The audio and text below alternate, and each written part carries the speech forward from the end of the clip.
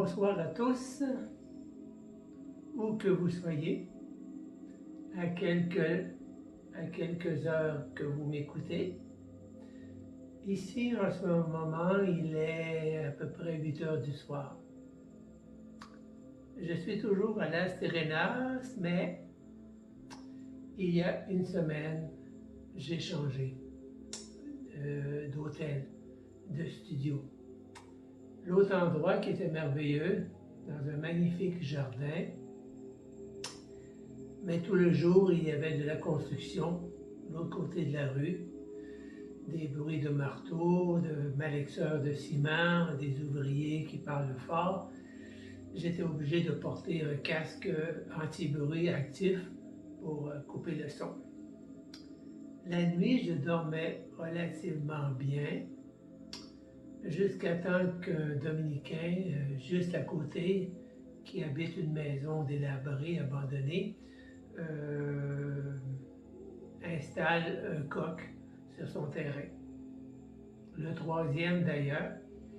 Les deux premiers, j'avais réussi à le convaincre de l'enlever, d'aller le porter à la campagne ailleurs, puisque l'hôtel est en plein centre, entouré d'autres hôtels, et qu'il était le seul à avoir une petite maison abandonnée et habitée par lui. Tout autour, c'était des hôtels de luxe. Alors, mais le troisième coq, il n'a pas voulu s'en débarrasser. Alors, ça veut dire que même la propriétaire de l'hôtel est allée le voir pour même acheter le coq, mais il a refusé. Alors, je me faisais réveiller à partir de 4 heures de la nuit jusqu'à 8 heures, 9 heures. Donc, je dormais très peu la nuit et tout le jour, il y avait le bruit de la construction. Alors, soit que je tuais le coq,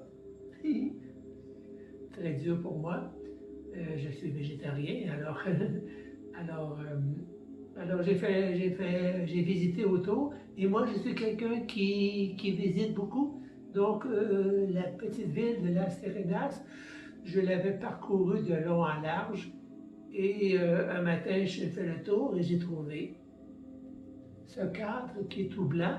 C'est un petit studio sur 2 étages, aussi grand que l'autre que j'avais, mais en plus j'ai une petite chambre qui est sur un deuxième.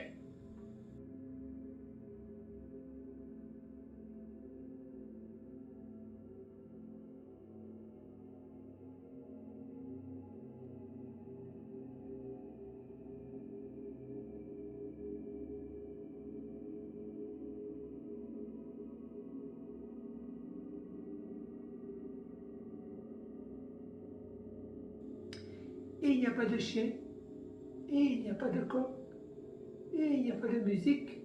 Et les voisins, c'est deux personnes qui travaillent le jour et qui sont seules, parce que ce sont des studios qui sont mitoyens, un à côté de l'autre. C'est très tranquille, il n'y a pas de petite route à côté.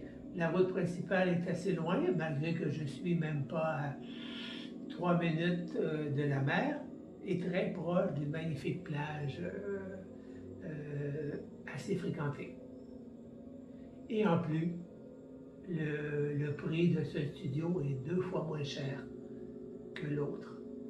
L'autre me coûtait près de 1000 $ canadiens par mois, et là je paie moins de 500 $ par mois. Et le propriétaire est sympathique, c'est un Dominicain. Il faut dire aussi que c'est un ancien développement qui a été abandonné par son propriétaire et que des Dominicains ont repris et en ont fait de très beaux studios, sauf qu'autour, ce sont des arbres, des palmiers, mais une forêt un peu naturelle, sauvage. Donc, très tranquille, très paisible, autant le jour que la nuit. Donc, j'ai un plaisir à manger dehors sur une terrasse, entourée de fleurs, d'arbres, et j'entends que le vent et les oiseaux le matin. Alors le coq que j'avais maudit au début, maintenant, tous les matins, je le bénis, car grâce à lui, j'ai trouvé un meilleur endroit pour les 6 semaines qui me restent à la Serenas. Bon, ben tout ça, c'est pour donner des nouvelles, hein,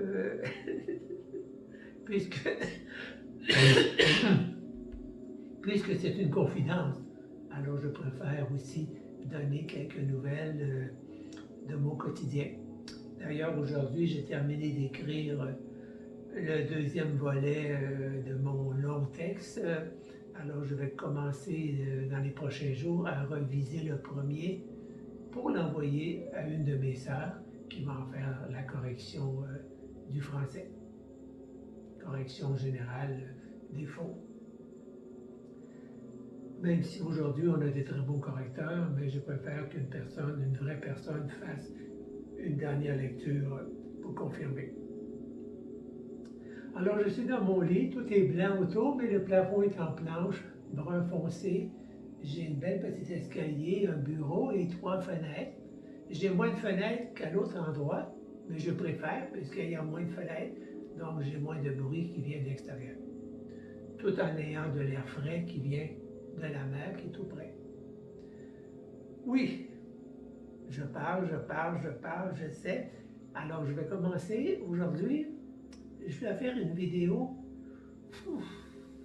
Ça fait plus d'1 an que j'y pense sérieusement à faire une vidéo qui s'appelle Les divinités oubliées.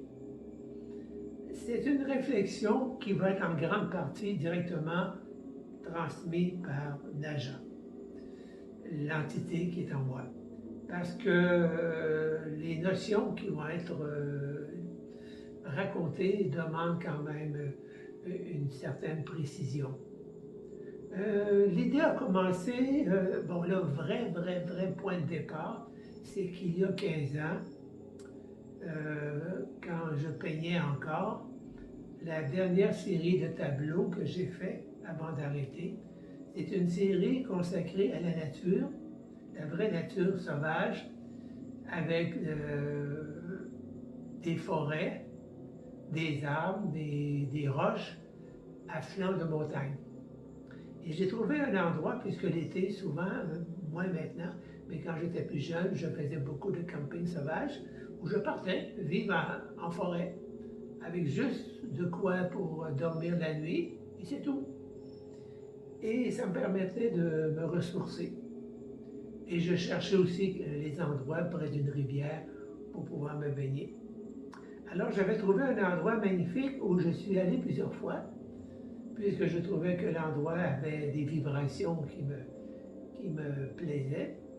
Et il y avait des immenses roches à flanc de collines, plein de couleurs, de mousse, d'herbe. Et j'ai décidé d'en faire une série de tableaux. Que si vous allez sur mon site cosmologie.extraterrestre.com, vous allez les trouver dans la section peinture.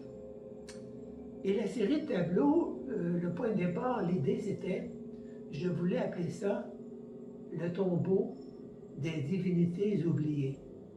Parce que quand je regardais ces pierres, assez volumineuses, ça me faisait penser à des pierres tombales. En hommage à quelconque divinité de la nature. Toutes ces divinités qu'on n'invoque plus, presque plus. Tous ces petits êtres de la nature qui font en sorte que la nature, elle est ce qu'elle est, belle et harmonieuse. C'était ça le point de départ. Et l'hiver passé, quand je suis allé passer 4 mois, donc 2 mois en Thaïlande en premier, en Thaïlande, j'ai beaucoup aimé visiter les temples. Pas seulement ceux qui sont très touristiques, mais ceux aussi qui sont plus fréquentés par les locaux, les Thaïlandais, pour les voir dans leurs rituels, dans leur façon. J'ai assisté à des formes de messe bouddhistes. Et j'étais très surpris de voir tous leurs rituels qui étaient pour moi tout à fait inconnus.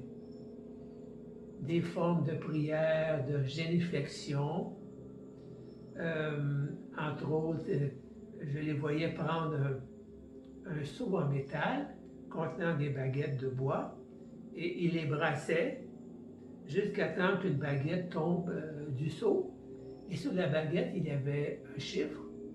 Et sur le mur, les chiffres étaient accompagnés de phrases, de symboles, de réflexions. Une forme d'art divinatoire que je trouvais intéressant. Mais la chose qui m'a le plus surpris, c'est que près des temples, il y avait des petits kiosques qui vendaient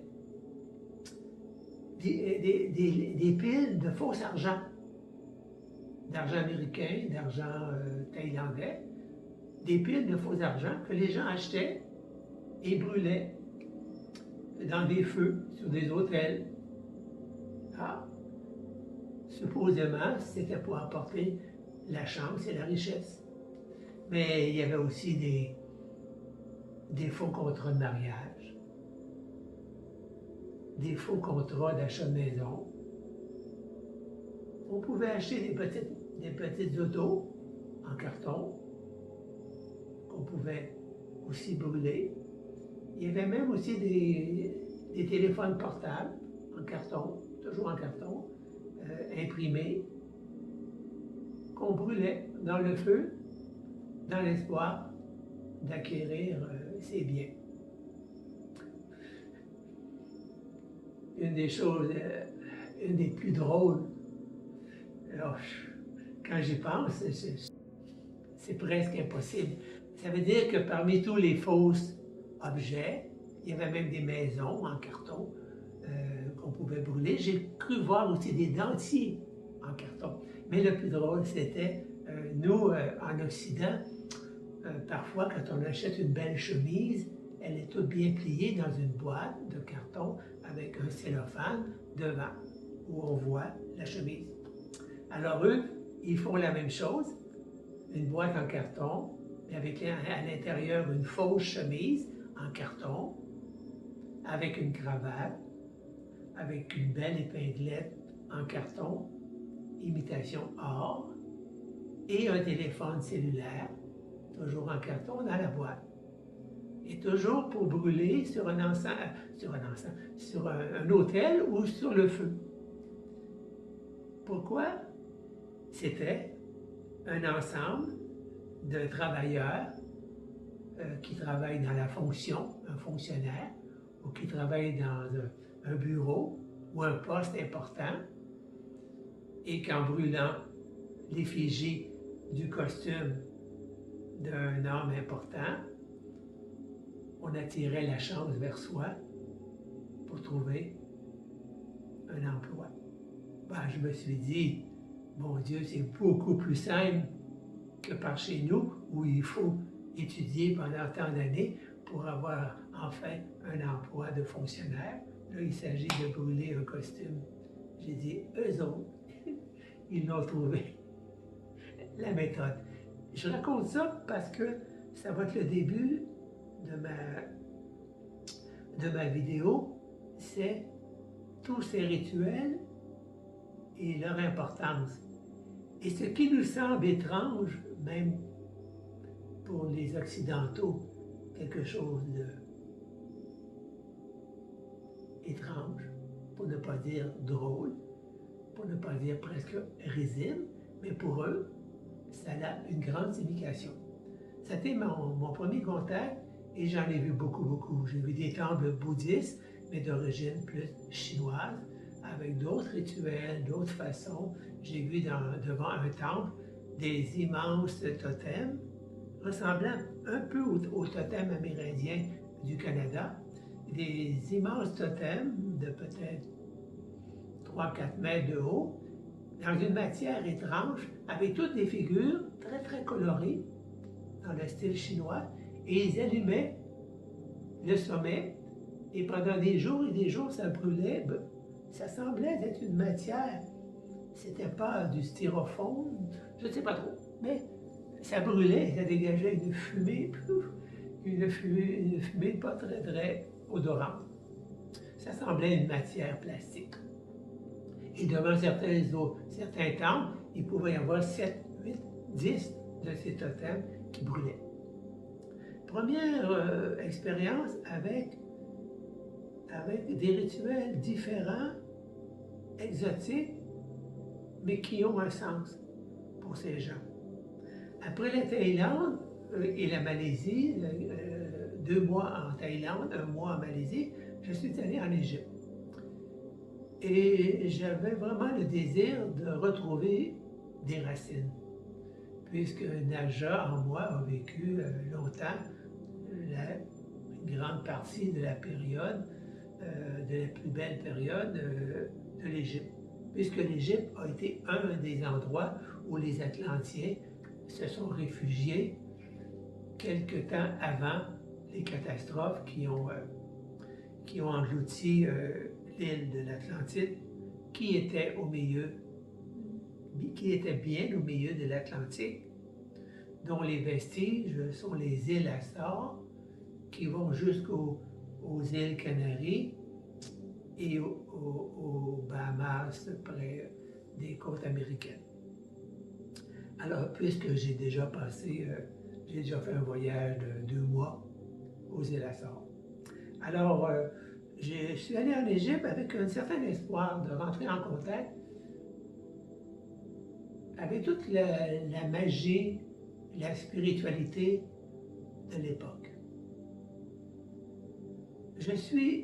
J'ai été assez fortement déçu par le fait que n'importe quel touriste qui visite n'importe quel temple, n'importe quelle pyramide, n'importe quel tombeau, on est harcelé constamment par des Égyptiens, des vendeurs, des promeneurs, des guides. Quand on peut être 5 minutes seul, c'est déjà beaucoup. Donc j'ai eu beaucoup de misère à pouvoir me mettre dans un état pour être propice aux inspirations. J'ai dû me retirer, donc aller dans des recoins beaucoup plus isolés, où il n'y avait pas de touristes, pour pouvoir enfin me mettre dans une ambiance propice.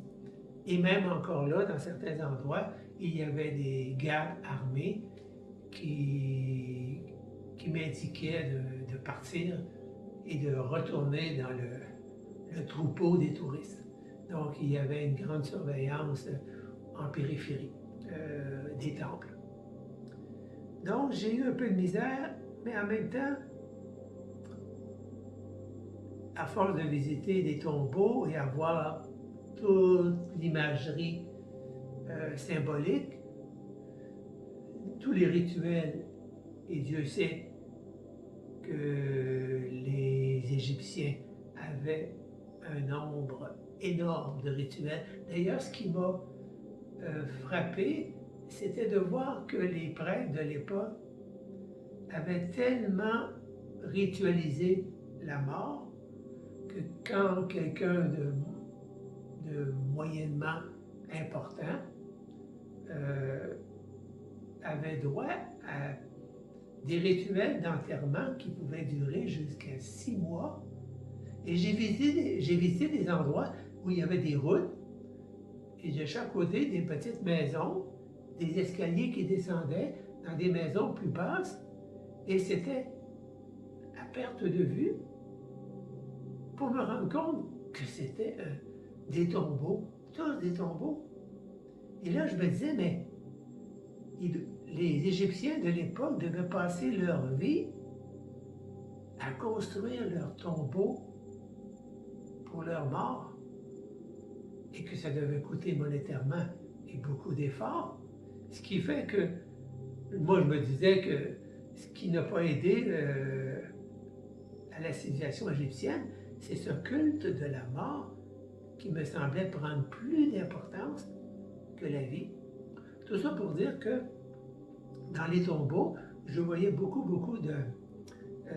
je lisais, j'apprenais, et les guides parlaient de voici Isis, Osiris, Ra, Akhenaton, celui-ci est le dieu de la richesse, ça c'est le Dieu de l'amour, et qu'il faut donner,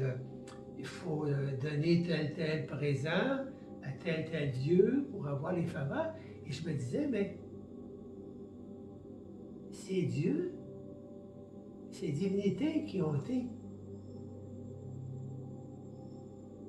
vénérées, priées, adorées pendant des milliers d'années, ils sont où maintenant? Ils sont où? Ils ont été si importants pour des dizaines de générations d'humains, d'Égyptiens. Que sont-ils devenus? Et je me disais, aujourd'hui, et dans mes expériences de vouloir rentrer en contact, j'ai bien vu que le contact avec ces divinités était très faible, très tenu. Et c'est ce que j'ai ressenti qui a commencé à germer en moi. Mais où sont-elles rendues toutes ces divinités qui ont été si importantes dans l'histoire? Et on peut parler de toute la civilisation grecque, la civilisation romaine, on peut parler de toute l'Europe, on peut parler des Vikings, on peut parler des Francs, de tous les peuples qui ont eu leur Dieu. Mais que sont-ils devenus et qui sont-ils vraiment? Nous, aujourd'hui, sur la Terre, on a trois grands personnages. On a Jésus, on a Mahomet et on a Bouddha, qui se disputent l'ensemble des êtres sur la planète Terre. Pourquoi ces trois personnages sont-ils plus importants que tous ceux qui sont venus avant eux? Ce que Naja va vous dire va peut-être un peu vous surprendre, mais Naja a visité des centaines, voire des milliers de planètes. Et ce que nous, on vit sur la Terre n'est pas exceptionnel. Sur toutes les planètes de l'univers où il y a de la vie, il y a des êtres civilisés, des humanoïdes, qui ont leurs croyances, leur mode de vie, leur culture et leurs rituels. Chaque planète a ses dieux, ses divinités. Et souvent, ces divinités, ce sont simplement des êtres de leur histoire, des êtres qui ont été remarquables, qui ont joué un rôle important à un certain moment donné de l'histoire, de l'évolution d'un peuple. Et avec le temps, leur vie, qui était remarquable, a laissé une trace importante dans les générations futures, au point qu'on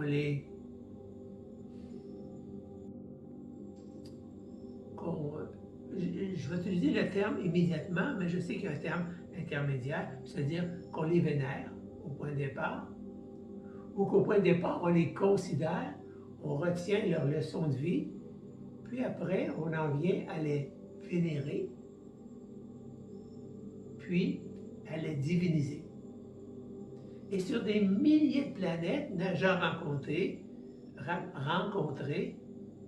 des peuples qui avaient des divinités issues de simplement d'êtres remarquables qui, avec le temps, sont devenus des êtres vénérés puis divinisés.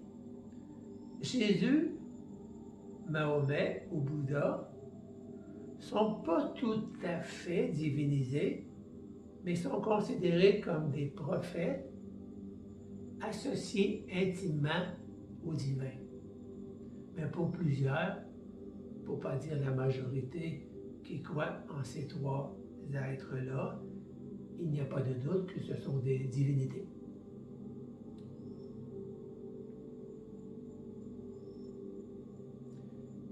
Mais qu'est-ce qu'il y a derrière ces divinités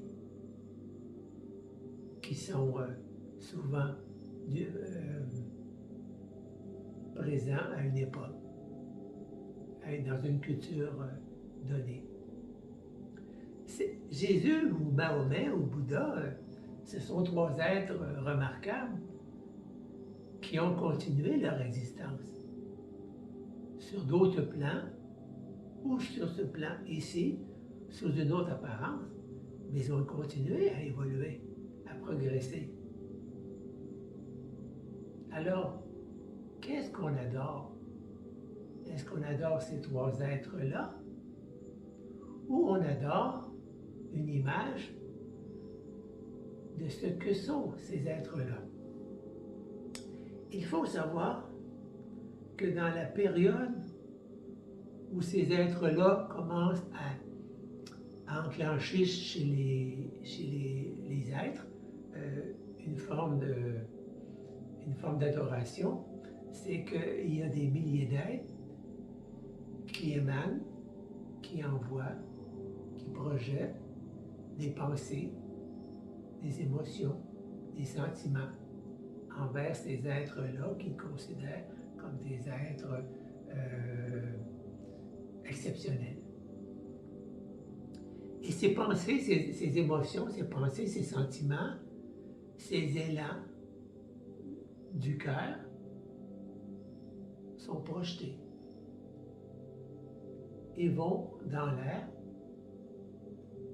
rejoindre, est-ce qu'ils vont rejoindre l'être originel ou s'ils vont simplement rejoindre les autres pensées, les autres émotions générées par les autres individus. C'est à ce moment-là qu'il faut parler de ce que j'appelle les égrégores. Ça veut dire qu'au moment qu'il y a un ensemble d'êtres, de personnes, et je parle d'entités pour inclure toutes les formes de vie qu'il y a sur les autres planètes.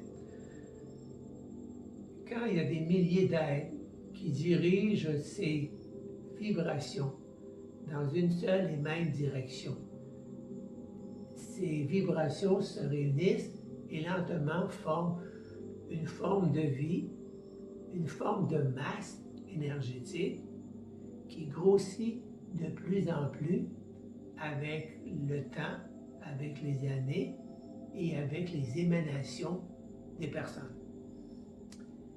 Et ce sont ces égrégores qui peuvent devenir d'une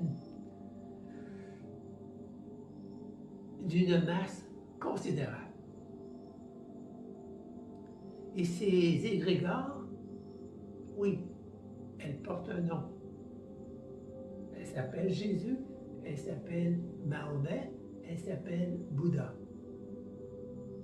Et chaque fois que vous pensez, que vous émettez des ondes envers ces êtres-là, ce sont ces égrégores-là qui les reçoivent en majorité, pour ne pas dire en grande partie. Et c'est ces égrégores qui prennent toujours de plus en plus d'ampleur.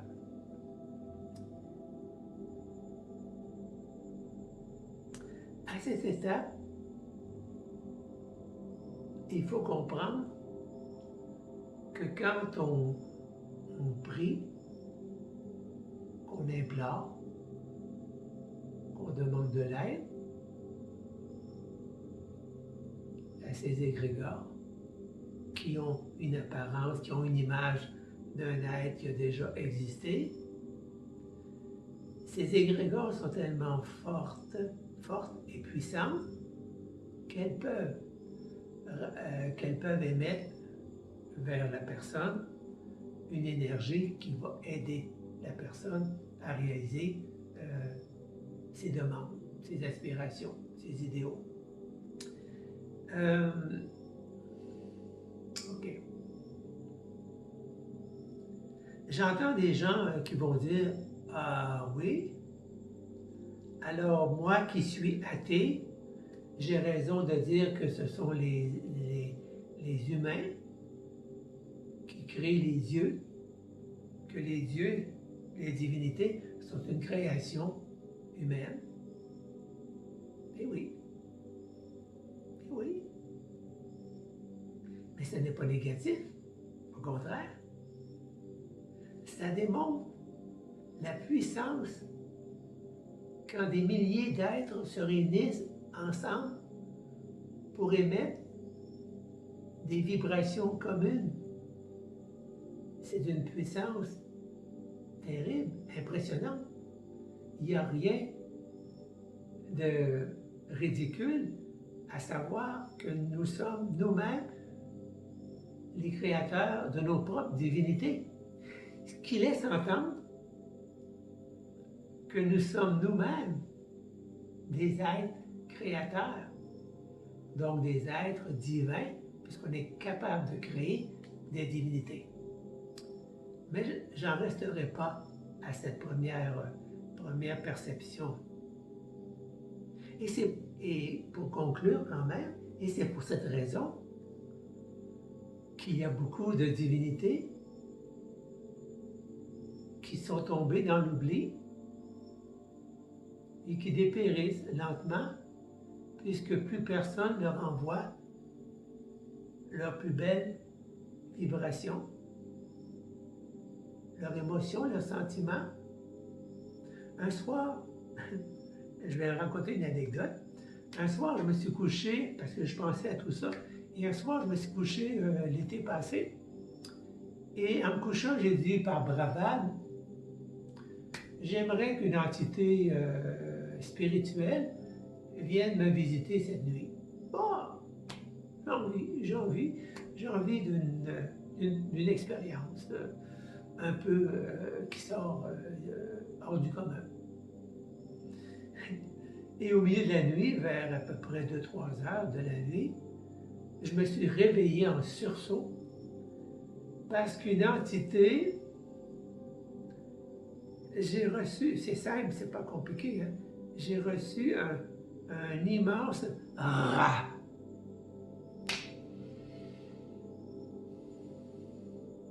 Émise par une entité comme si elle était dans un tunnel qui amplifie sa voix et qui donne un effet presque d'écho à sa voix. Et son rat m'a traversé et je me suis réveillé.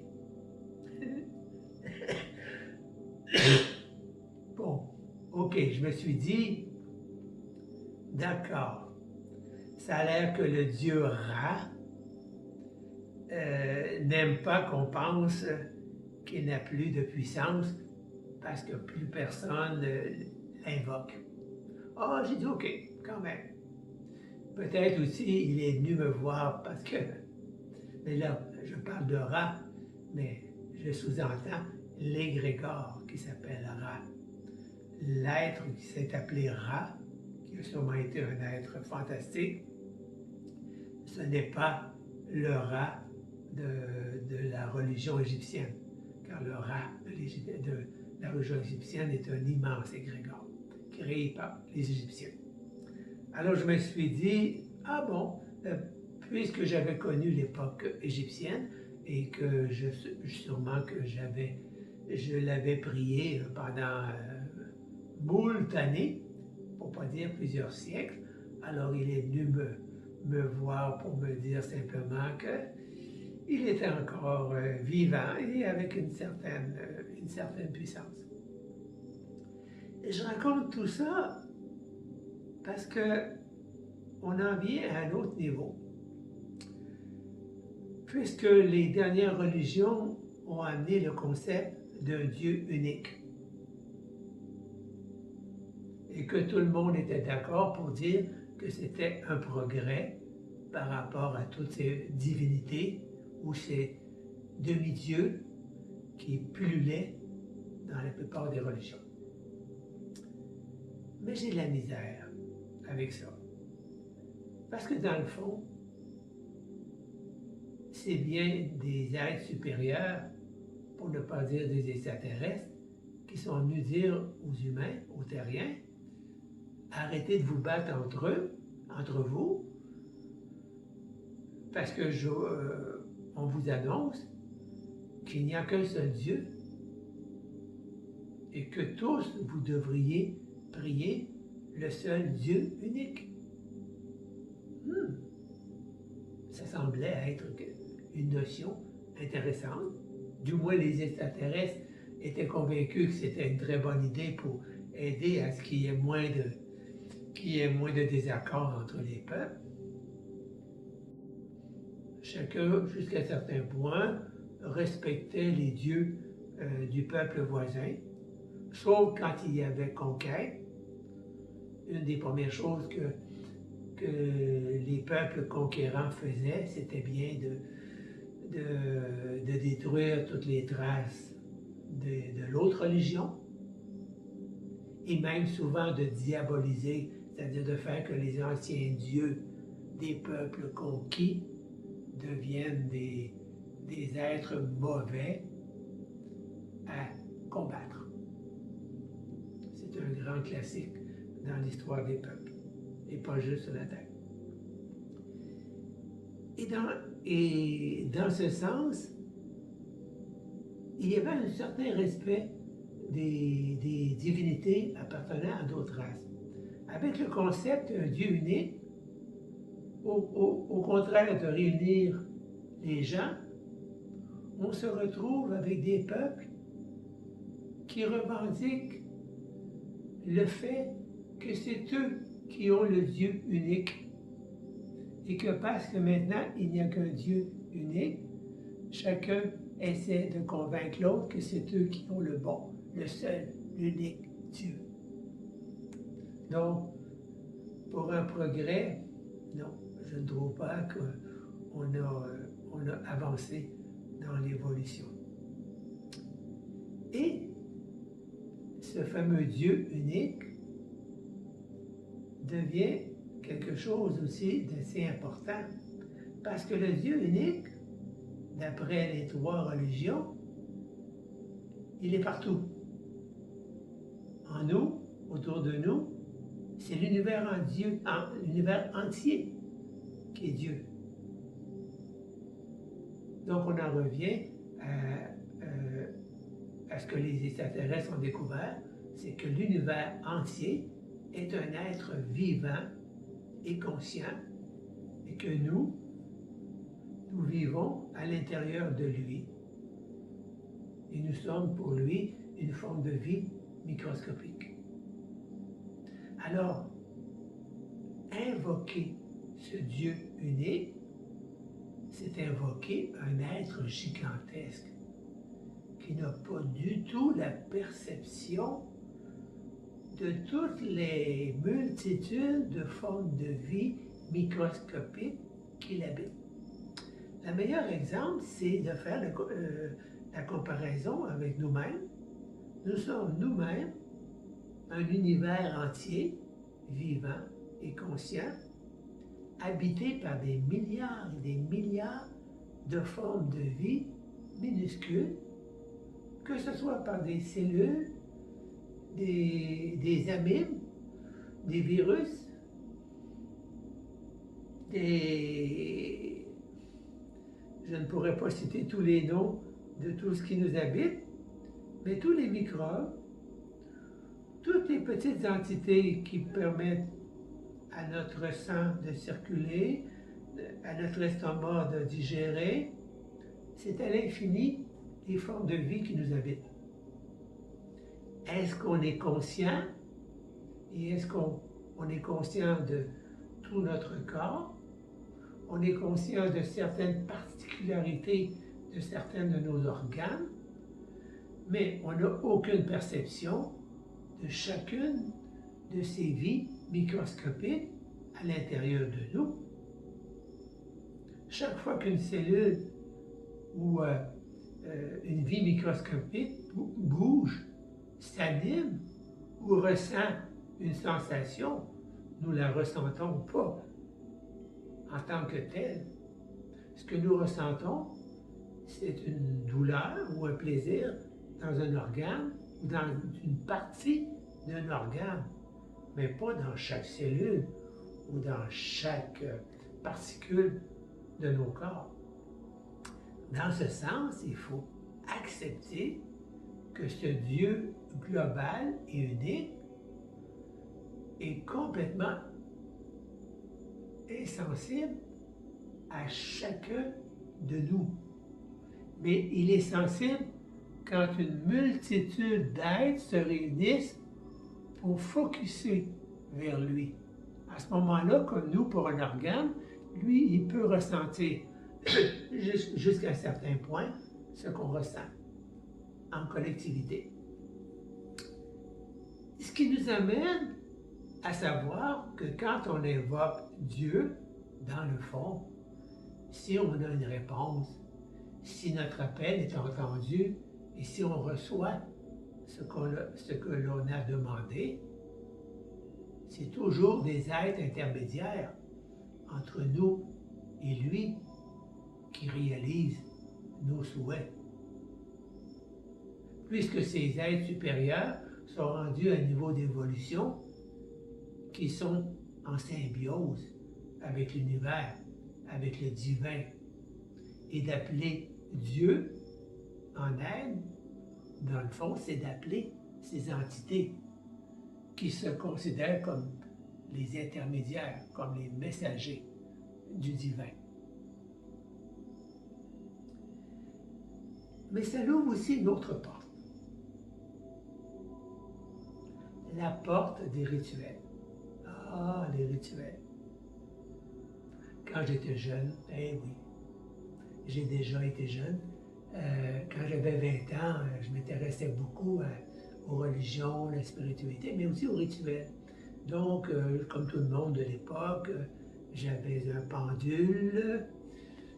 J'avais même inventé un jeu de tarot, parce que j'en avais pas, et j'ai décidé d'en faire un. Donc, j'avais créé un jeu de tarot de 36 cartes, qui m'a servi comme jeu divinatoire, et qu'une amie d'ailleurs s'en est servi pendant longtemps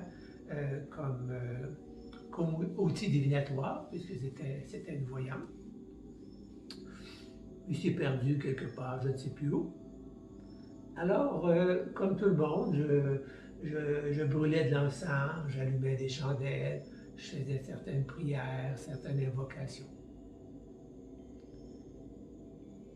Mais ces rituels, quels qu'ils soient, comme ceux dont je viens de vous parler de la Thaïlande, comme ceux des Juifs, qui est de se pencher plusieurs fois en récitant des prières, comme les musulmans à genoux par terre, se penchant. Ou tout.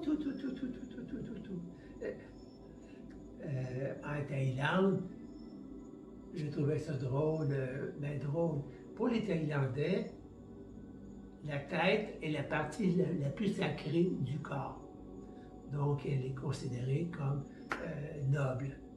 Tandis que les pieds, c'est considéré comme la partie du corps la plus sale, la plus vilaine. Alors, quand tu vas dans un temple, tu laisses tes souliers à l'entrée, mais jamais, au grand jamais, tu dois t'asseoir devant un Bouddha en ayant les pieds pointant vers l'avant. Ils doivent toujours pointer vers l'arrière, ou du moins être assis en indien pour que la plante des pieds soit à l'arrière. Si tes pieds pointent vers l'avant, pour les Thaïlandais, c'est une insulte à Bouddha. Et d'ailleurs, dans les temples, je me suis pris au jeu et quand je voyais des touristes mettre les pieds en avant, je les avertissais avant même que la guide vienne dire à ces gens-là de ne pas faire ça. Pourquoi? C'est une coutume. Mais ces coutumes-là, tous ces rituels, comme en Inde, réciter des mantras, mais par centaines, par milliers, répétés à l'infini. La même chose pour les prières. Avant de vraiment donner un sens à ces rituels-là, je vais aussi en Thaïlande, à un moment donné, j'ai trouvé ça curieux. J'étais dans un temple et il y avait un dragon en pierre, très coloré, à l'entrée. Et il y avait 5, 6 jeune, peut-être entre 15 et 20 ans, des Thaïlandais. Et j'ai vu un Thaïlandais prendre un grand mouchoir rouge et l'enrouler autour du cou du dragon.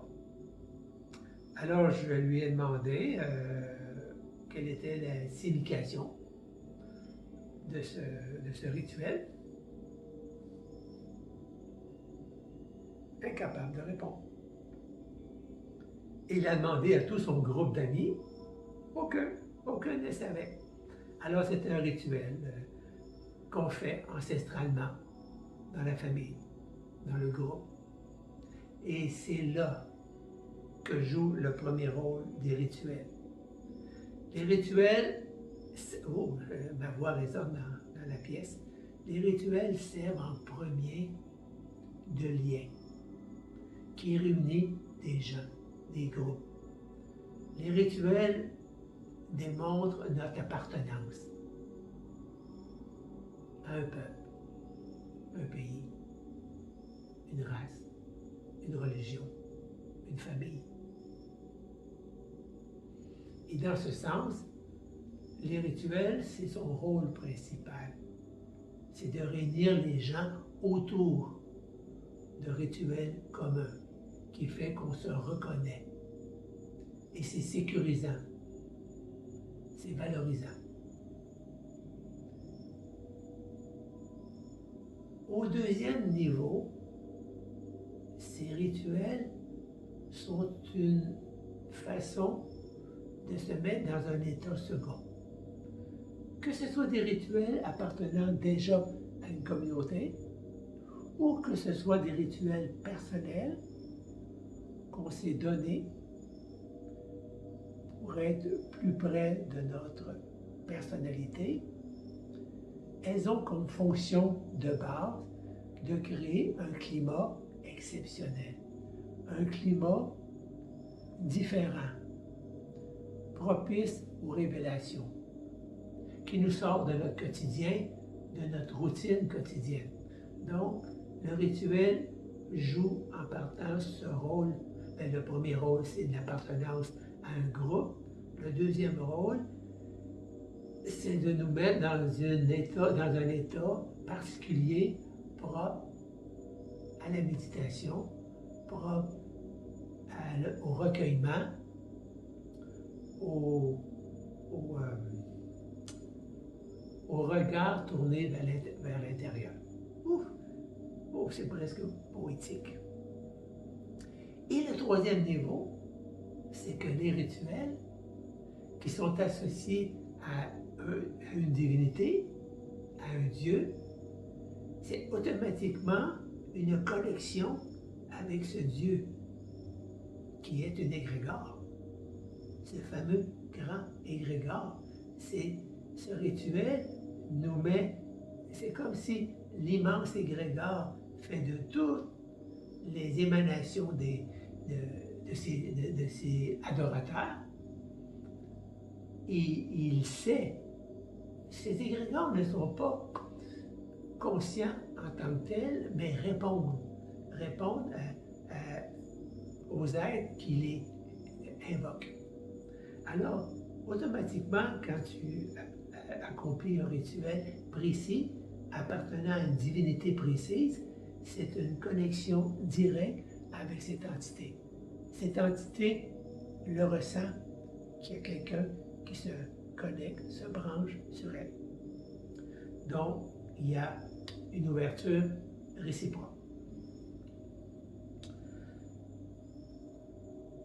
Mais encore, faut-il que ces rituels soient accomplis avec une certaine ferveur, une certaine intention, une certaine sincérité.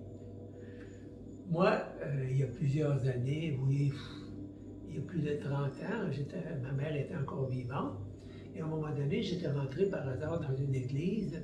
D'ailleurs, c'était pour fuir une soirée mondaine où je m'ennuyais. Alors, quelqu'un s'en allait dans une église pour assister à une messe. Oh, ben j'ai dit, tiens, je vais t'accompagner. Ça fait longtemps que je ne suis pas rentré dans... oui, une fois de temps en temps, je rentre dans des églises, mais pas pour assister à une messe.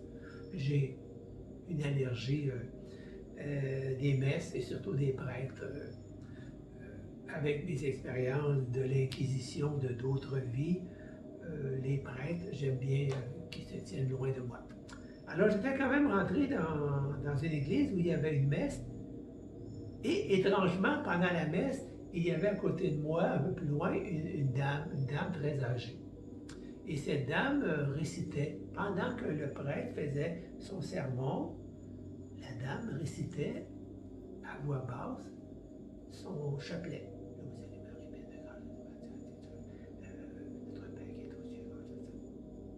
Mais là, je ne comprenais pas. Puis, je ne comprenais pas. J'ai dit, c'est la messe, il y a quelque chose qui se passe en avant, là. Quand je suis rentré chez mes parents, j'ai dit à ma mère, je lui raconte ce fait comique, étrange du moins. Moi, je trouve tout comique, mais quand je dis que tout est comique, ça veut dire que tout est étrange, fascinant.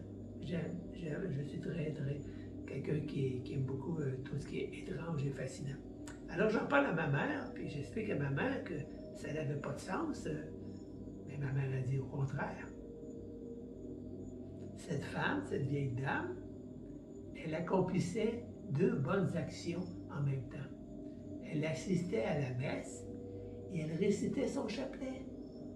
Donc, elle rentabilisait son temps en faisant deux bonnes actions en même temps.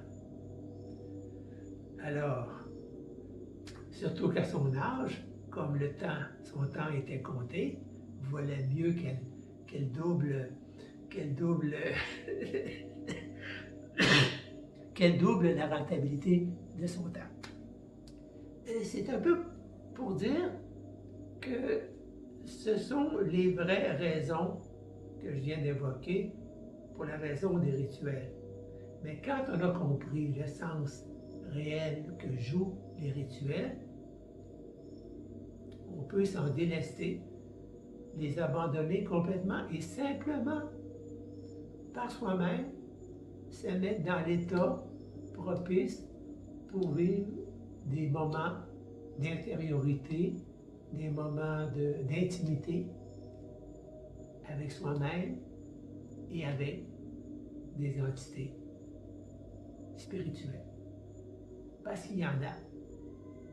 Parce que c'est là la prochaine étape dont je viens de parler, c'est que quand on invoque le Dieu unique, c'est plutôt des êtres intermédiaires qui viennent répondre à nos demandes, comme quand on évoque les grands prophètes, ce n'est pas les prophètes eux-mêmes qui se manifestent, mais ce sont des égrégores qui possèdent toute la personnalité et tout le contexte de l'être, du prophète.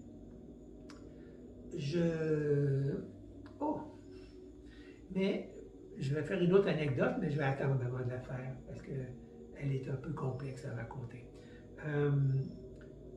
C'est pour dire qu'entre nous et les mondes divins, il y a toute une gamme d'êtres spirituels qu'on peut invoquer et que ce n'est pas mauvais.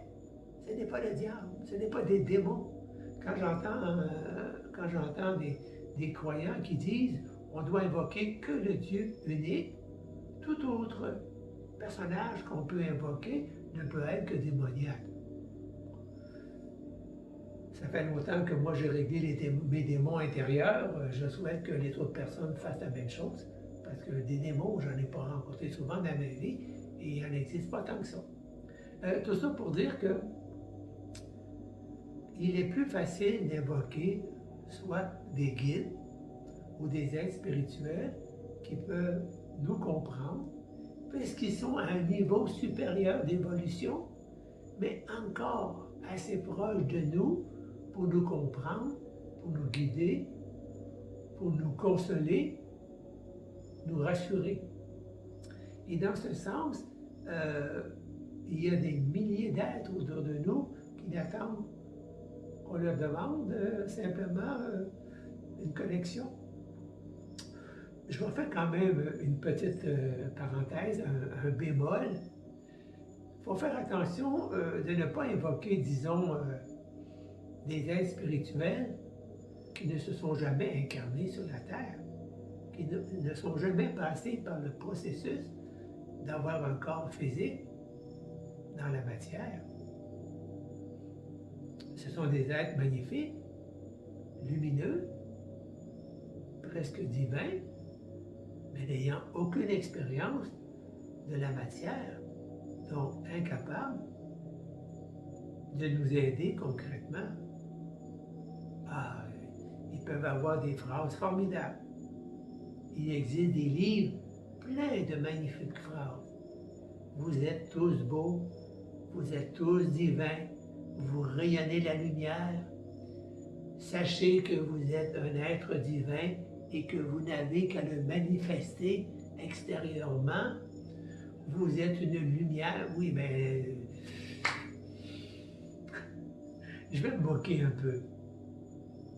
Quand j'entends des phrases comme ça, je dis toujours, ah, c'est superbe, c'est beau.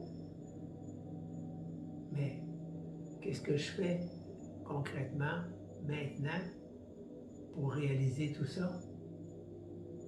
Alors ces êtres spirituels, nous, on est nés comme ça. Ou on vient de mondes qui ont dépassé depuis longtemps votre stage que vous vivez sur la Terre. Alors c'est ça. C'est comme de dire, c'est important que vous soyez heureux. Mais comment on fait pour être heureux? Ben, c'est simple. Il s'agit de l'être. Et oui, c'est vrai. C'est aussi simple. Il s'agit de l'être. OK. Alors, j'invoque, dans mon cas, j'invoque toujours des êtres qui sont près de moi, qui ont déjà vécu ce que j'ai vécu, qui sont capables de me donner des conseils beaucoup plus justes, beaucoup plus appropriés à mes situations, à ce que je vis. Tout en ayant de magnifiques contacts avec des anges ou des archanges.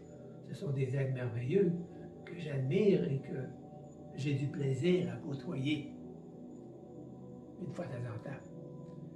Mais je suis conscient que ce sont de beaux grands êtres angéliques, un peu naïfs, comme des enfants innocents, et qui ne peuvent absolument pas comprendre ce que peut être le bourbier d'avoir les deux pieds sur la terre quand ça n'est pas dans la terre.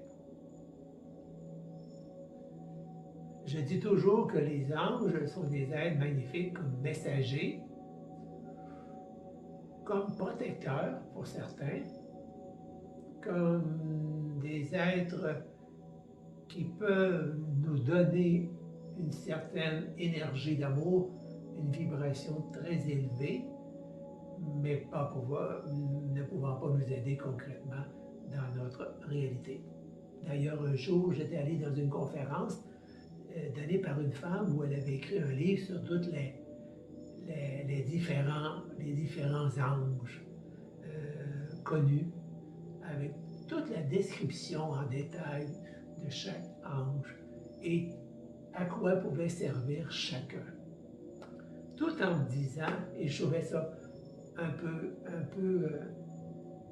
comment dire, moi je suis très curieux, donc je vais beaucoup dans toutes sortes de soirées. Je m'avais frappé en rentrant dans la salle, j'avais vu des gens éthérés. C'est-à-dire que les personnes qui étaient dans la salle, qui étaient des adeptes de cette femme, me semblaient presque décorporées. C'est-à-dire que je les voyais comme translucides, pas grondés dans la terre. J'avais comme l'impression que j'aurais pu passer ma main à travers eux tant qu'ils étaient évanescents, qu'ils étaient vraiment pas dans leur chair.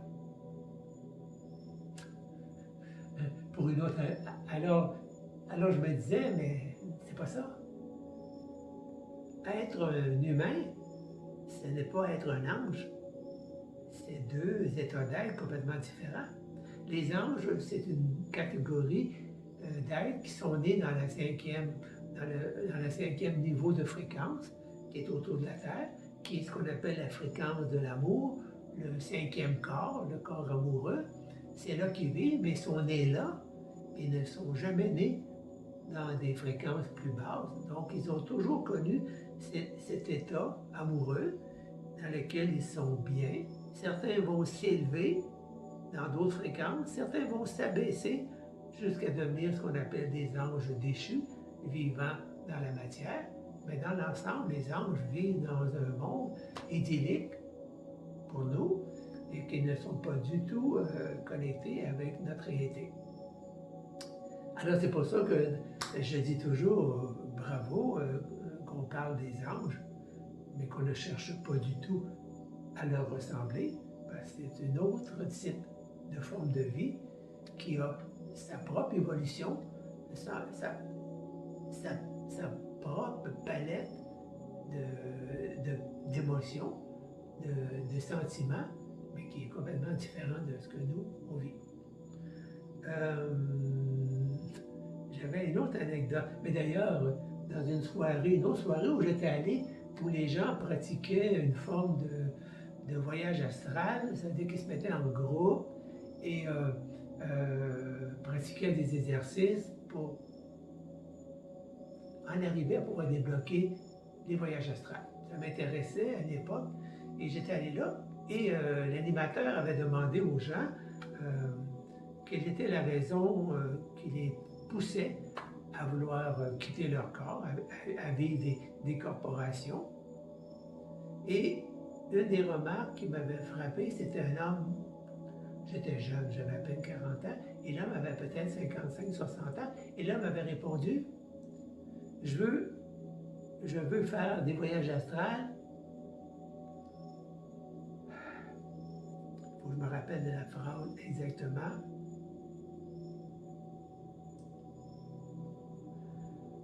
Pour pouvoir élever mon esprit au-dessus de la bassesse de mon corps.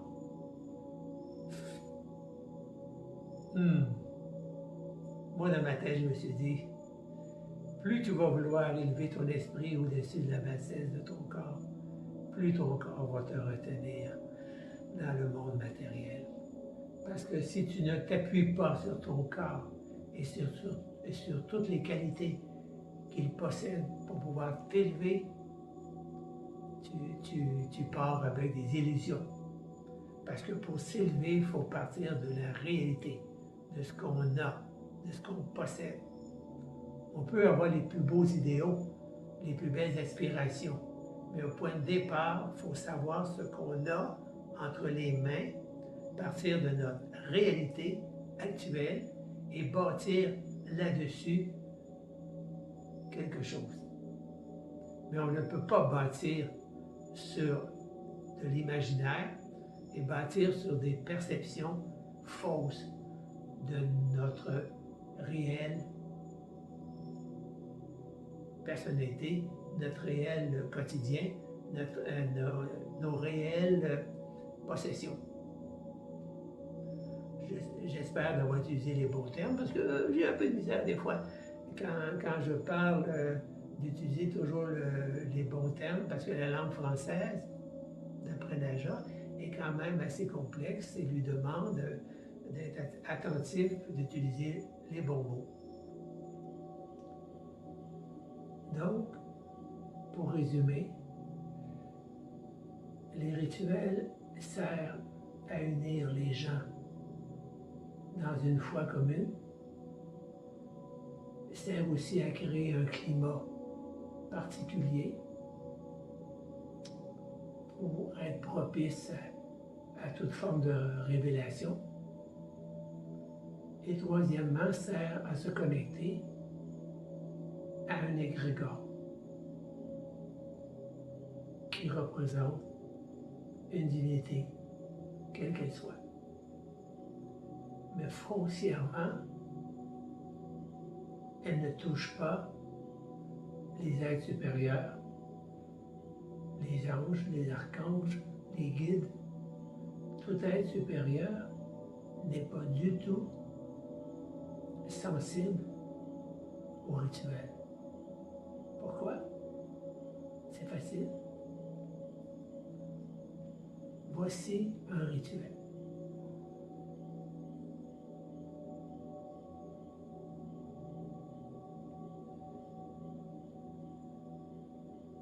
Je peux faire ça 1000 fois. C'est un rituel. Comme bien d'autres. Mais ce rituel ne fait que déplacer de l'air, des molécules. C'est tout. C'est un contenant. Et s'il n'y a pas de contenu, ça n'a aucune incidence sur qui que ce soit. Ce que je veux dire, c'est que dans le fond, un rituel sans une intention, sans un contenu, sans une certaine émanation vibratoire, les rituels ne servent que à ce que j'ai dit juste avant. Donc, il faut en arriver un jour, peut-être, à dépasser le contenant, le gestuel, quel que soit le sens qu'on lui donne, mais c'est le contenu, l'intention, les sentiments que l'on met. Et si on comprend bien, c'est simplement nos sentiments, ce que l'on ressent à l'intérieur et qu'on émet vers des êtres supérieurs qui va toucher les êtres supérieurs. Mais le rituel en soi n'est qu'un contenant. Et si ce contenant est vide de contenu, vous pouvez le répéter autant de fois que vous voulez. On peut dire que vous avez beaucoup de temps à perdre.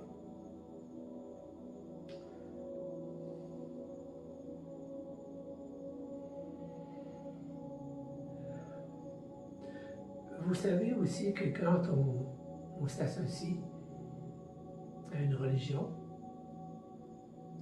donc aussi à un égrégore, on s'associe à un karma. Parce que le karma, en soi, ça s'explique simplement que tout ce qu'on émane de notre être, en émotion, en pensée, en sentiment, un jour ou l'autre, au bout de son expansion, va nous revenir. Et par le fait qu'il nous revient, il contient un enseignement. Ça veut dire que souvent on émet d'une façon inconsciente et quand nos émanations nous reviennent, elles nous aident à prendre conscience de qu'est-ce qui émane de nous constamment sans qu'on le sache. Et c'est là qu'il y a une part d'enseignement. Mais il faut aussi comprendre que le karma individuel existe, mais il existe aussi des karmas pour un peuple, pour une race, un pays.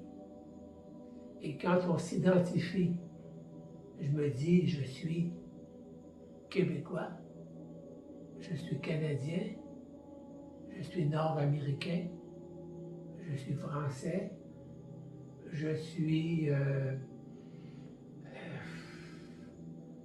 gauchiste, je suis pour la liberté à tout prix, je suis communiste, je m'associe à un groupe. Donc, je m'associe à un karma, car il y a les karmas individuels et il y a les karmas qui sont associés à tous les regroupements, quels qu'ils soient.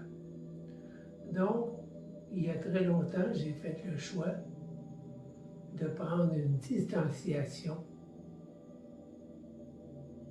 avec mes origines, ma nationalité, mon sexe, mes préférences.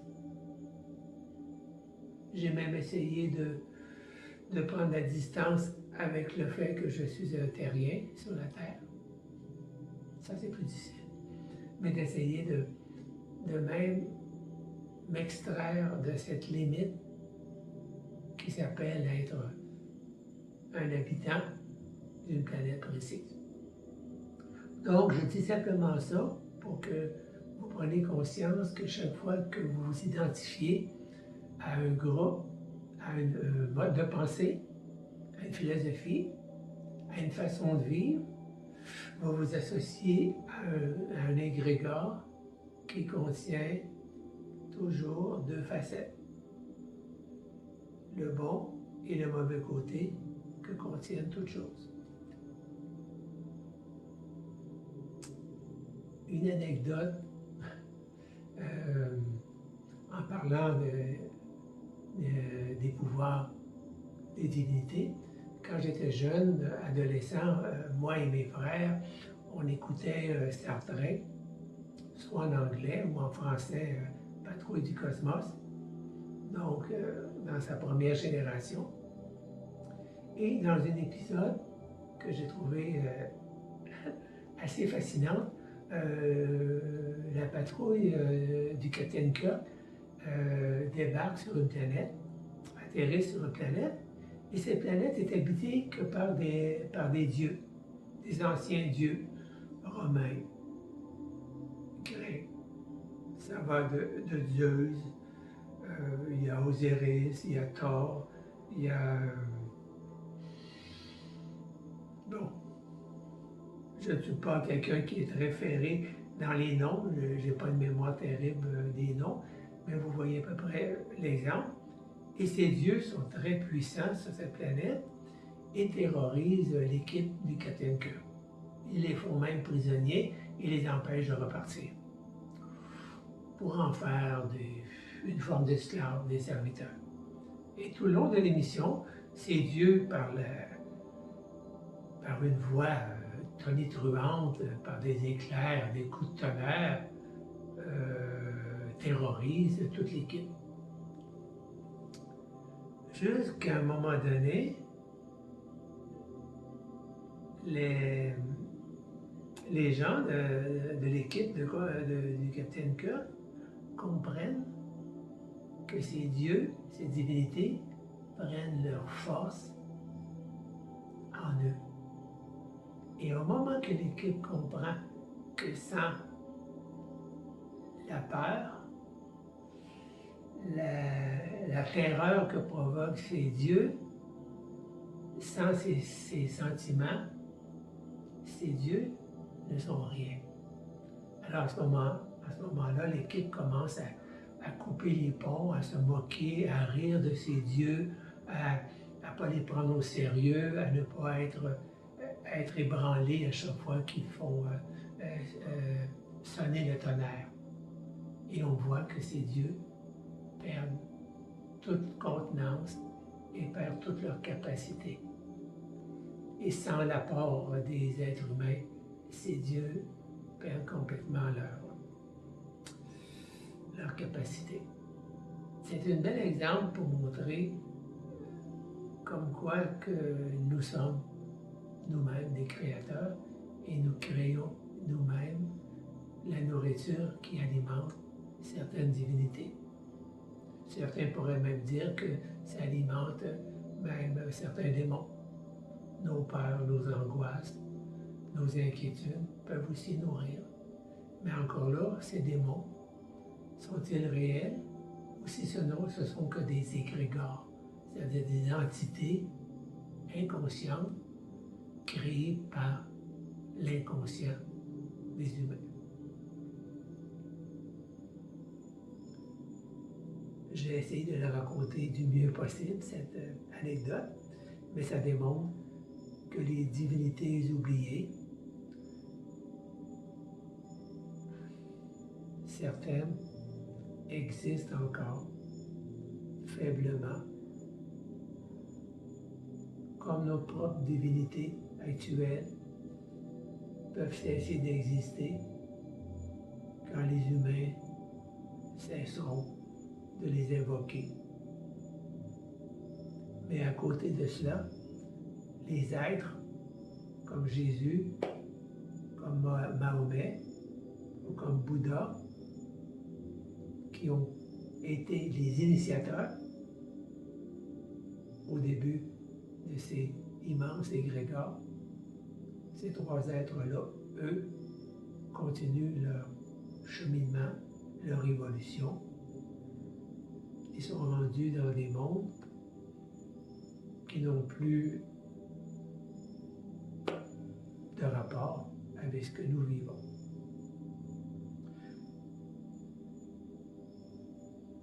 Je vais raconter une dernière anecdote. Comme je suis professeur de peinture et j'ai donné des conférences sur l'histoire de l'art, prenons le personnage de Jésus, et ça, il faut que vous le compreniez. Ce que je vais raconter, ce n'est pas pour blesser personne, ce n'est pas pour ridiculiser le personnage de Jésus, mais vous allez comprendre quelque chose d'important.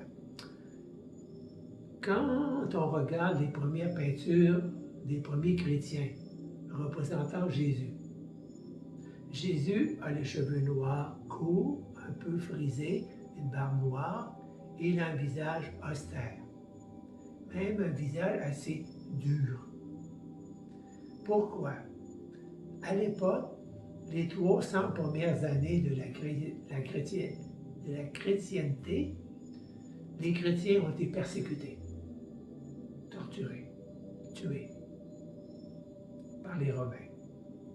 Et ça a pris 300 ans avec Constantin, en l'an 300 quelque chose, où la religion chrétienne est devenue la religion officielle et que les persécutions ont cessé.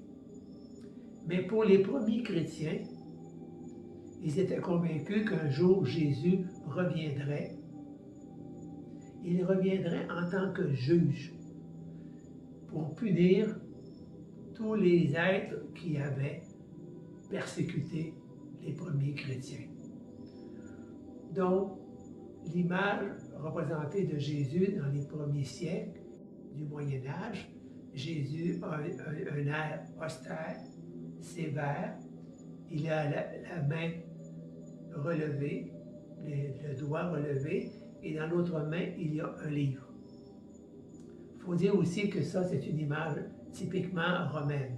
C'est-à-dire que quand on représentait un Romain avec la main levée et un rouleau de papier, puisqu'à l'époque, on écrivait sur des rouleaux de papier, cela voulait dire que cette personne était une personne instruite, cultivée, et qu'elle transmettait son savoir.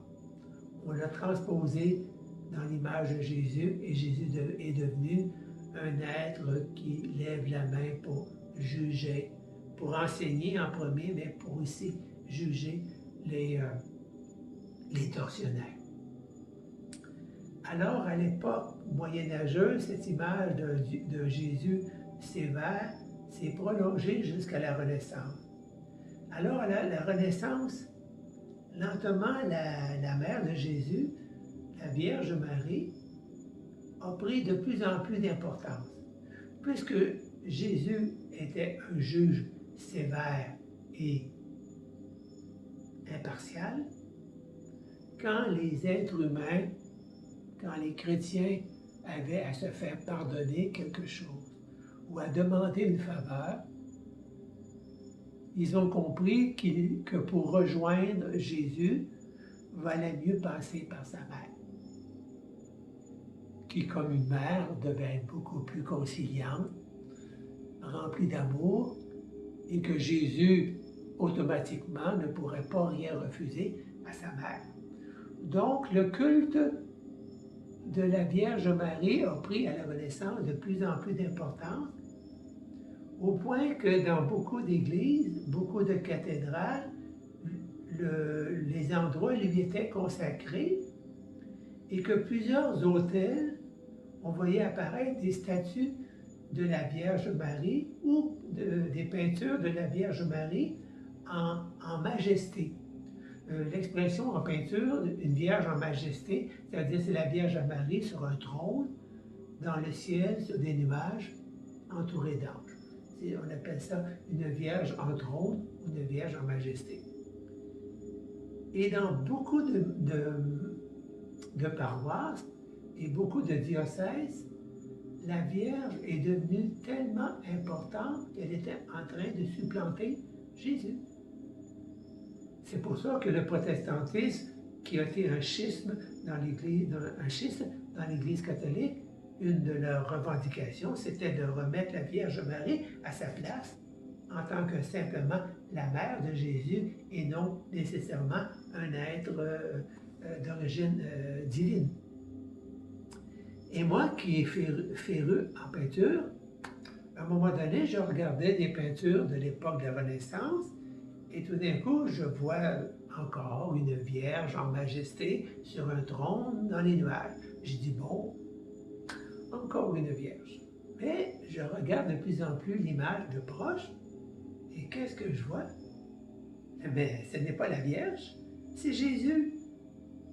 Jésus, avec des beaux grands cheveux, châtain blond, avec un visage allongé, des yeux bleus et doux, et une petite barbe. Mais Jésus, et un voile sur la tête. Ce n'est pas que les femmes, à l'époque romaine, qui portaient ce genre de voile sur la tête. Tout ça pour dire que j'ai compris qu'à ce moment-là, pour concurrencer la Vierge Marie qui était devenue toute puissante, l'Église a dû féminiser Jésus, lui enlever ce côté d'homme sévère, dur même, pour faire le Jésus bon, aux yeux doux, au regard, un regard de compassion, un Jésus qui comprend, un Jésus qui pardonne, qui réconforte. Tout un Jésus qui n'existait pas avant la Renaissance.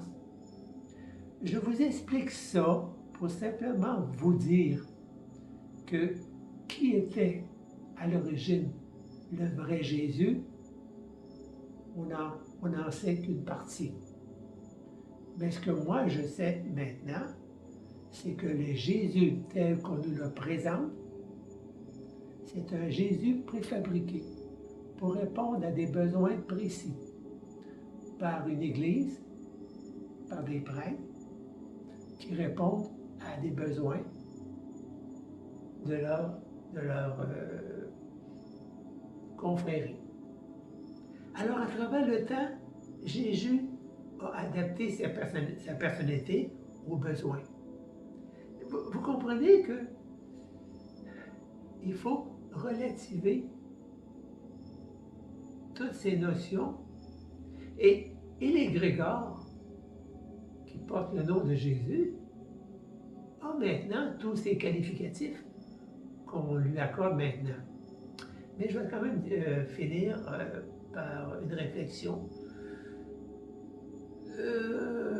qui est nécessaire, je crois. Moi, je suis un peu allergique, un peu distant par rapport à ce que j'appelle l'Église catholique. Parce que vous savez que l'Église catholique, pour s'imposer, a dû se débarrasser d'un paquet de groupuscules, de religions locales, a dû se débarrasser de millions d'êtres qui adoraient d'autres divinités, d'autres dieux. Ils ont martyrisé, torturé des millions de gens. À travers le monde, ils ont détruit des civilisations, ils ont détruit les archives des cultures entières de peuples dans leur voyage de missionnaires. Alors, je vais vous dire une chose. Tout ça, c'est compris pas dans l'égrégore de Jésus, mais c'est compris dans l'égrégore de la religion catholique. Alors quand vous invoquez en portant une croix, en portant des signes ou en ayant des rituels religieux appartenant à l'Église catholique, sachez que vous vous connectez à l'égrégore de l'Église catholique. Et l'égrégore de l'Église catholique a deux facettes. Et je viens de vous parler de sa deuxième facette dont on ne parle pas autant qu'on devrait. Alors, invoquer en faisant des rituels de l'Église catholique pour invoquer Jésus, c'est aussi invoquer l'égrégore de l'Église catholique qui, pour moi, a sa mauvaise face cachée. Et quand je lis des livres sur des saints, des prêtres qui ont été des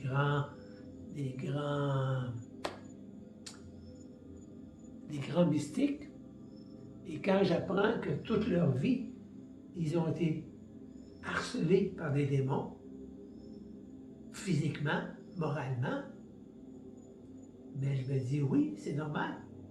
L'Église catholique a torturé et brûlé des millions d'êtres qui sont morts en colère, maudissant l'Église catholique, maudissant les prêtres qui les avaient torturés.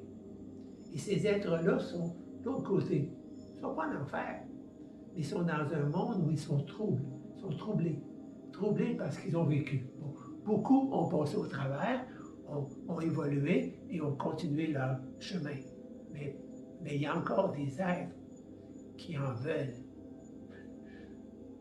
à l'Église et aux prêtres. Et quand un saint pratique sa foi à l'intérieur d'un cadre aussi précis que l'Église catholique, c'est normal. C'est très normal qu'il soit harcelé par des démons. Parce que ces démons-là ont été créés par l'Église même. En tuant, torturant, sans raison valable, des millions de personnes.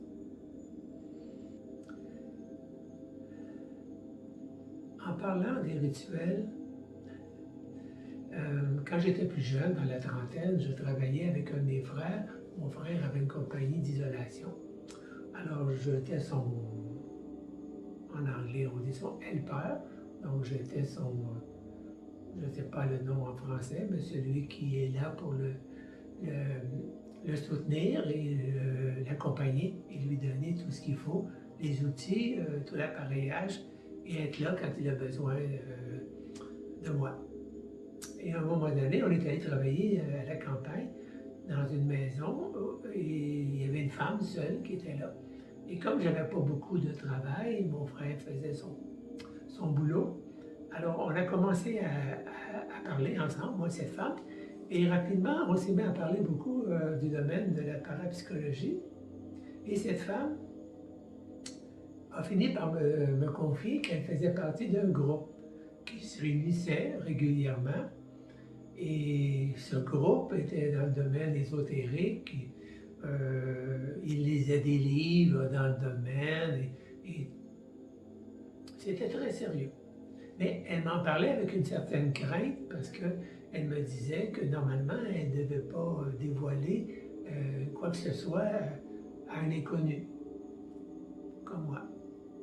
Mais comme je suis quelqu'un qui a la facilité à faire parler les gens, donc elle a commencé à me parler et à un moment donné, elle m'a montré les livres qu'on lui demandait de lire.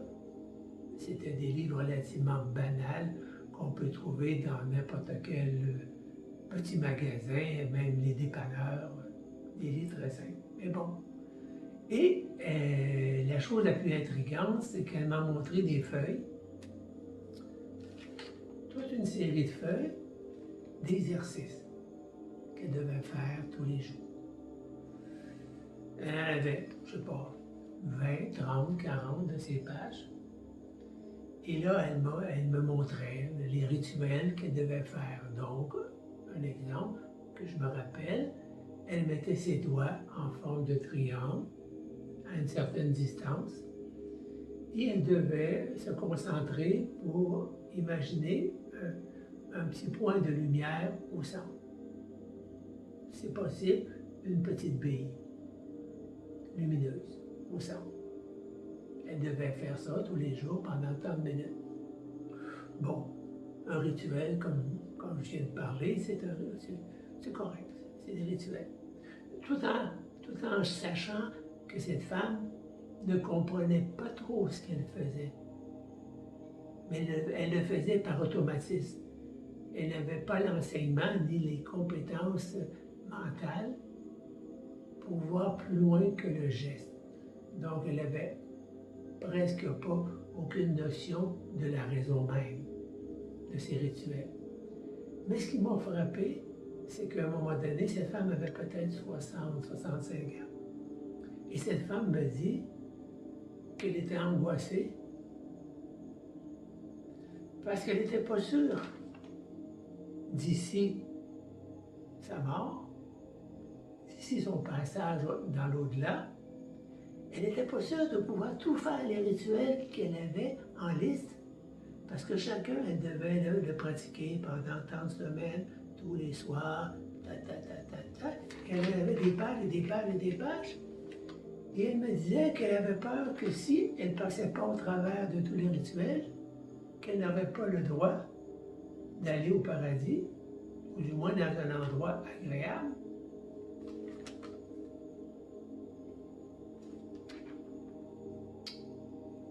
C'est quand même quelque chose de comprendre qu'il y a des gens qui font des rituels avec la peur que s'ils ne les font pas, ils n'auront pas le droit d'aller dans un monde supérieur. Comme j'ai dit tantôt, les êtres supérieurs se foutent complètement de tous les rituels que vous pouvez faire. Mais ils retiennent les sentiments, le contenu qu'il y a derrière les rituels. À un moment donné, ça l'a tourné au ridicule parce qu'à un moment donné, cette dame m'a dit tu sembles être quelqu'un qui est assez versé dans le domaine et je suis sûr que tu dois être capable de faire venir des esprits. Ben, j'ai dit oui, ben, ça m'est arrivé dans ma vie, mais c'est pas nécessairement ma tasse de thé, mais il n'y a pas de problème. Alors elle me dit, j'aimerais ça que tu viennes un soir pour qu'on fasse une séance pour fermer les esprits. Ah, ben j'ai dit, on verra peut-être. Et là, elle me dit quelque chose.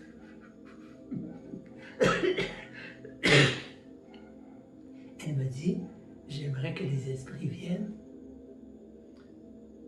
pour me chatouiller les orteils. C'est pas une blague.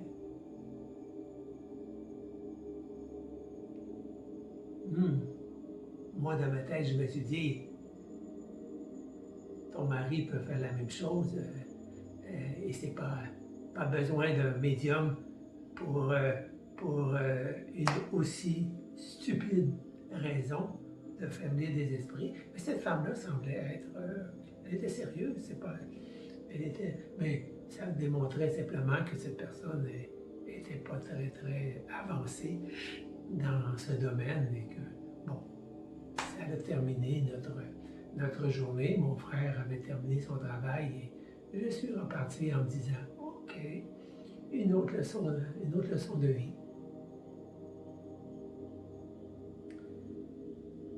Et ça me fait penser aussi, quand les gens disent moi j'ai prié et j'ai vu apparaître un être, et tout d'un coup j'ai vu que c'était Jésus. Jésus m'est apparu et m'a parlé. Ouh. C'est difficile de dire à ces gens, mais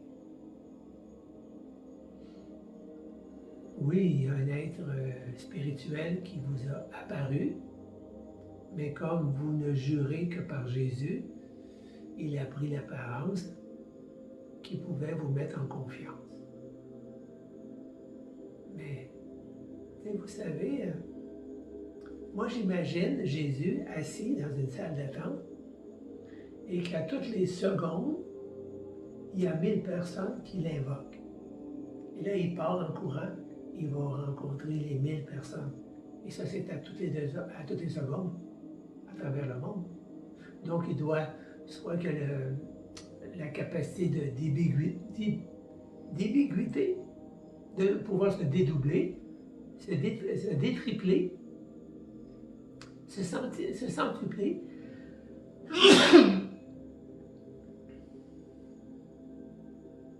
c'est encore l'égrégore de Jésus qui va faire une manifestation. Quand ce n'est pas réellement une entité supérieure qui, pour ne pas effaroucher la personne, va prendre l'apparence d'un être connu et rassurant. Alors moi,